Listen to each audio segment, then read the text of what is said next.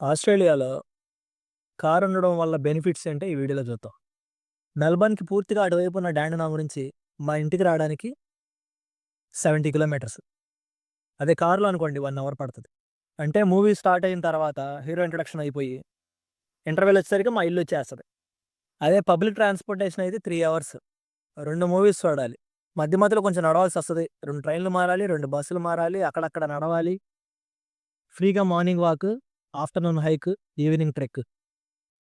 3 in 1 fitness combo. Australia రాగానే car నేర్చుకోకుండా ఇక్కడ పబ్లిక్ ట్రాన్స్‌పోర్టేషన్ ఉంటది. గట్టిగా వాడేద్దాం, చిల్ అవుదాం అనుకుంటే మీరు సాంబార్‌లో కాలేసినట్టే. ఎందుకంటే మీరు ఒక 1 మినిట్ బస్ టైమ్‌కి లేట్‌గా ఎళ్లారనుకోండి. మీరు దానికి హాయ్ చెప్పేలోపు అది మీకు బాయ్ చెప్పేసి ఎళ్ళిపోద్ది. ఒకవేళ కార్ డ్రైవింగ్ వస్తే టైమ్ సేవ్ అవుతది. Comfort, full freedom. ఒక వీఐపీ పాస్ లాగనమాట. సో, కార్ లేకుండా ఆస్ట్రేలియాలో సర్వైవల్ అంటే 'యు వర్సెస్ వైల్డ్' షోకి డైరెక్ట్‌గా ఎంట్రీ టికెట్ తీసుకున్నట్టే. కారుంటే ఆస్ట్రేలియాలో లైఫ్‌ని ఈజీ మోడ్‌లో ప్లే చేయొచ్చు.